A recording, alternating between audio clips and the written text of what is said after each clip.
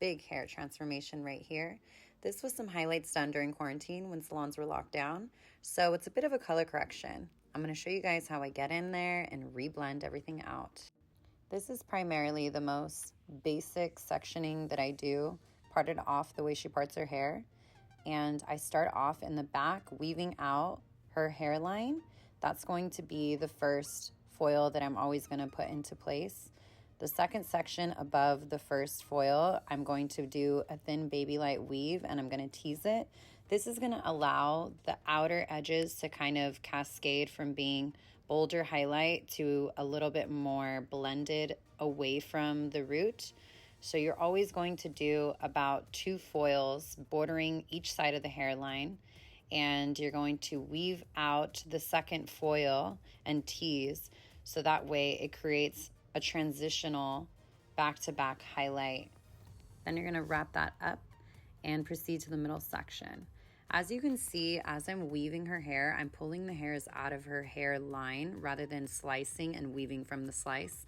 This is going to allow the outer hair strands to be what is highlighted, so it looks the most natural and seamless from the root. And you're going to continue with the same pattern, slice above that second section, and then do a baby weave and tease. So you're following the same sequence, bordering each side panel and the center. You're going to continue with a bricklay pattern, doing this throughout the whole back of the hair. So it would be diagonal from right to left and horizontal across. This is going to create a lot of dimension and flow throughout the ends of the hair. And as you can see, the highlight that I'm picking up is a deeper V, so the hair strands are thicker on the ends, and I'm focusing most of the saturation on the ends and feathering up to the root. This is going to create a more fine to bold blend throughout the rest of her hair. Now for the best part, the face frame. You're pretty much going to continue with the same exact pattern, do a baby weave, weaving out the front hairline, and the next section, slice and weave out of that and do a tease. If you want more of a bolder face frame, then just highlight back to back and you can do a baby tease on each foil. The hairline is really where you want to be the most creative and kind of gauge through your client, how bold do they want it to be? Do they want it subtle? The more bolder they want the face frame, the less hair you're leaving in between. And the more dimensional and subtle they want it, the more hair you're leaving in between. I usually do about 3 to 4 foils on the side. And now we're going to proceed with the money piece. I'm following the same pattern, weaving the baby hairs out of her part. And I usually do 2 back-to-back foils, and that's going to create a bolder strand. And the third foil is when I usually start to weave in some of the dark. And again, this is all your creative vision.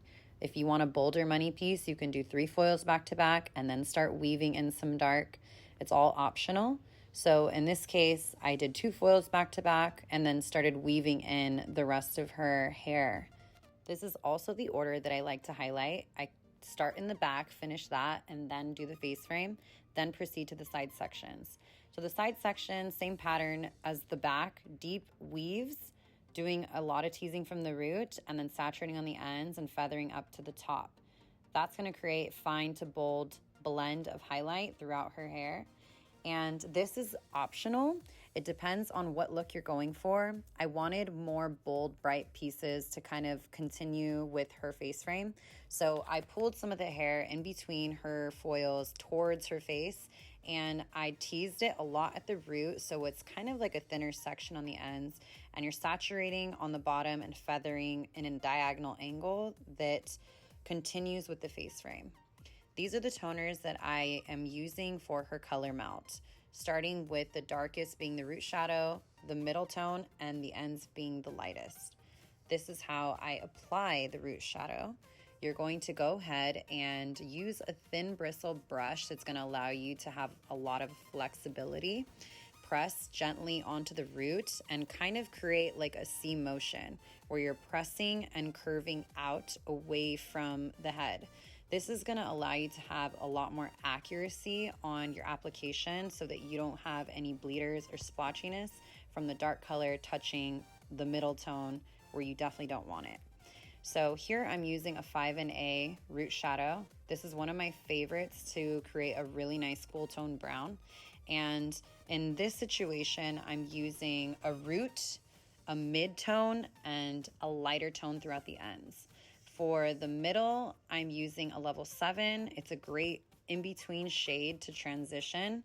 And since this is a color correction, this is the key thing to blend and cancel and blur out uneven patterns, is a flawless color melt. So pay attention on the way that I'm applying this, because it really makes a big difference on the outcome. So here you're seeing the face frame being sectioned away from the rest of the hair.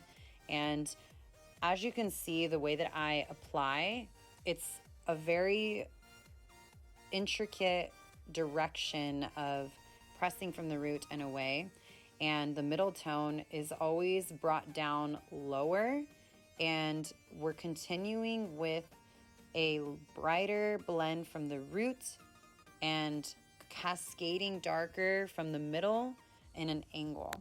So as you can see, this is developing really beautifully and creating a lot of depth in the middle and brightness from the bottom. To blend the two colors together, I pinch and slide down to create more of a blur. Now I'm going to apply the lightest tone on the ends.